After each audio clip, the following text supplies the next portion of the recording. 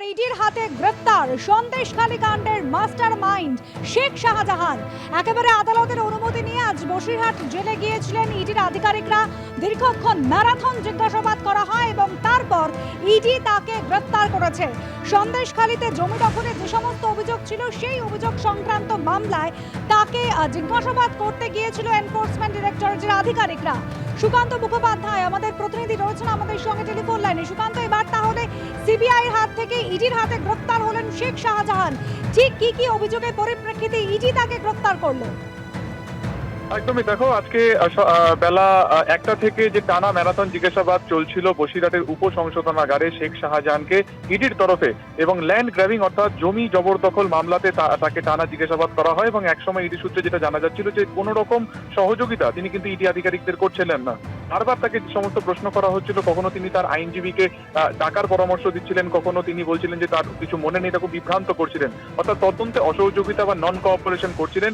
শেষমেশ 5টা 10 থেকে 5টা 20 নাগাদ তাকে গ্রেফতারের সিদ্ধান্ত নেওয়া হয়, তাকে শো অন অ্যারেস্ট দেখানো হয় এবং জেলেই কিন্তু শেখ শাহজাহানকে গ্রেফতার করে ইডি। যদিও ইডির পরবর্তীকালে প্রায় 5টা 47 নাগাদ তারা জেল থেকে বেরিয়ে যায় এবং যেটা ইডি সূত্রে জানা যাচ্ছে যে আগামী সোমবার ব্যাংশাল কোর্টে জেল কর্তৃপক্ষকে বলা হয়েছে যে জেল কর্তৃপক্ষের তরফে বসিরহাট উপসংশোধনাগার থেকে শেখ শাহজাহানকে নিয়ে যাওয়া হবে ব্যাংশাল কোর্টে এবং সেখানে ইডির যে স্পেশাল কোর্ট রয়েছে সেখানেই তাকে নিজেদের হেফাজতে চাওয়ার আবেদন জানানো হবে এবং সেখান থেকে কার্যত শেখ শাহজাহান থেকে নিজেদের কাস্টাডিতে পাওয়া যাবে। অর্থাৎ ইডি ব্যাংশাল কোর্ট থেকে সোমবার সরাসরি তাকে কিন্তু নিয়ে যাবে হচ্ছে সিজিও কমপ্লেক্সে এবং সেখানেই তাকে কিন্তু টানা জিজ্ঞাসাবাদ করা হবে।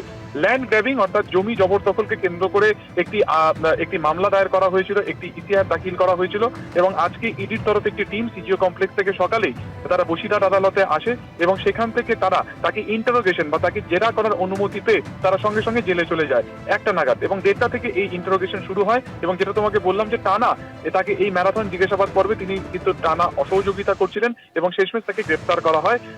আমরা জানি যে তাকে এর আগে সিবিআই কাস্টাডিতে ছিলেন।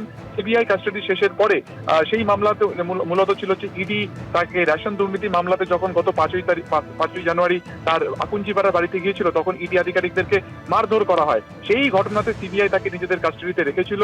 সেই কেসে শেখ শাহজাহান সহ 14 জনকে গ্রেফতার করে। গত বৃহস্পতিবার তাকে সিবিআই হেফাজত শেষে জেল হেফাজত এসেছিল বসিরহাট উপসংশোধনাগারে এবং আজকে অন্য একটি মামলাতে ইডি গিয়ে তাকে শো অন অ্যারেস্ট করেছে জমি জবরদখল মামলায় এবং সোমবার যেটা তোমাকে বললাম যে তাকে ব্যাংশাল আদালতে জেল কর্তৃপক্ষ নিয়ে যাবে এবং সেখান থেকে তাকে ইডি তাদের নিজেদের সুকান্ত সঙ্গে থাকো। আজ দুপুর 1টা নাগাদ বসিরহাট জেলে পৌঁছে যান ইডি তদন্তকারী অফিসাররা। এরপর দুপুর 1:30 থেকে ম্যারাথন জিজ্ঞাসাবাদ শুরু হয়। সেই দীর্ঘ জিজ্ঞাসাবাদ পর্বে শেখ শাহজাহান সহযোগিতা করেননি কেন্দ্রীয় তদন্তকারী অফিসারদের সঙ্গে, এমনই অভিযোগ রয়েছে তার বিরুদ্ধে। আর তারপরে ইডির হাতে গ্রেফতার হলেন শেখ শাহজাহান। আমাদের প্রতিনিধি আবির দত্ত এই মুহূর্তে রয়েছেন আমাদের সঙ্গে। আবির, এর আগে সিবিআই গ্রেফতার করেছিল শেখ শাহজাহানকে। সেই মামলাটা ছিল একেবারে 5ই জানুয়ারির ঘটনা, যেদিন ইডির তদন্তকারী অফিসাররা হেনস্থার শিকার হয়েছিলেন। সেই মামলায় সিবিআই হাতে গ্রেফতার হওয়ার পর এবার ইডি তাকে গ্রেফতার করছে জমি সংক্রান্ত মামলায়। দেখো, একেবারেই জমি সংক্রান্ত মামলাতে তাকে গ্রেফতার করা হলো এবং অবশেষে এনফোর্সমেন্ট ডিরেক্টরেট গ্রেফতার করলো শেখ শাহজাহানকে এবং শেখ শাহজাহান সে বর্তমানে জেল হেফাজতে রয়েছে সিবিআই মামলা এবং তারপর আজকে ইডির তরফ থেকে আবেদন করা হয় তারা জেলে গিয়ে জিজ্ঞাসাবাদ করতে চান।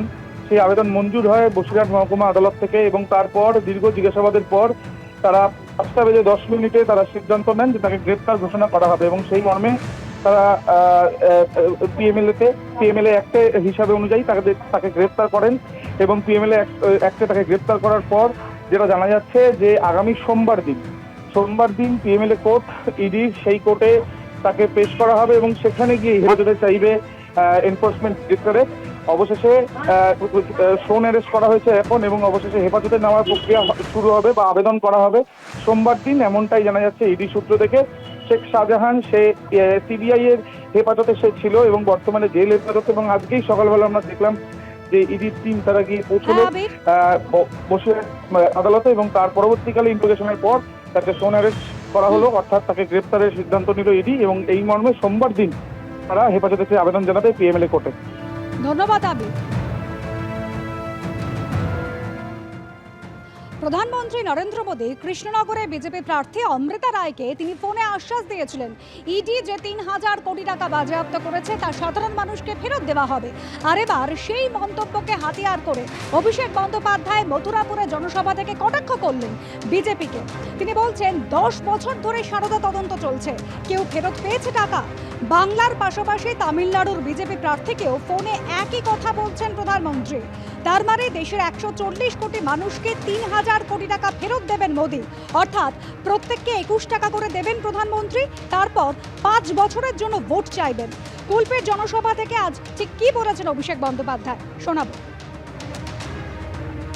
বসিরহাটে বিজেপির যে প্রার্থী রেখা পাত্রকে আর ওদিকে কৃষ্ণনগরের প্রার্থী এবং তামিলনাড়ু প্রফেসর টি.এন. সারাসু বলে একজন প্রার্থী আছে, বিজেপির প্রতীক চিহ্নে প্রতিদ্বন্দ্বিতা করছে।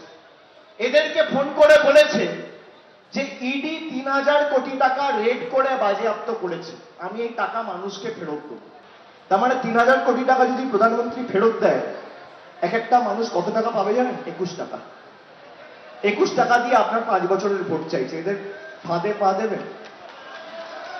আমি ক্যামেরার সামনে বলছি, এই কত বড় ২ নম্বরই আপনারা ভাবুন। ১৪০ কোটি মানুষকে ৩,০০০ কোটি টাকা ফেরত দিলে ২১ টাকা ৩০ পয়সা, আপনি ২২ টাকা দেবেন। সবার অ্যাকাউন্টে মোদিজি ২১ টাকা ৩০ পয়সা দেবে, নিয়ে বলবে তোমার ৫ বছরের ভোট দাও। তার মানে মানুষকে কত দুর্বল ভাবছে এরা, এই বহিরাগত বাংলা বিরোধী স্বৈরাচারী অত্যাচারীরা। বিভ্রান্ত করার চেষ্টা করছেন। উনি ভাগ করিয়ে দেখিয়েছেন যে ৩,০০০ কোটি টাকা গোটা দেশের মধ্যে বিলি করে দিলে ২১ টাকা সামথিং হয়। প্রধানমন্ত্রী আদৌ সেই কথা বলেননি। প্রধানমন্ত্রী যেটা বলেছেন যে ৩,০০০ কোটি টাকা যেটা দুর্নীতিতে ইডি বাজেয়াপ্ত করেছে, তারা যাতে সেই টাকা যারা ভুক্তভোগী অর্থাৎ যাদের কাছ থেকে চাকরি দেবে বলে টাকা তৃণমূল কংগ্রেসের নেতারা নিয়েছিল তাদের কাছে ফেরত দেওয়া হবে। মাননীয় প্রধানমন্ত্রীর এই বক্তব্যকে অভিষেক ব্যানার্জি টুইস্ট করে বলছেন, যেরকম মিথ্যে কথা বলেন সেইভাবেই অর্ধসত্য বলছেন।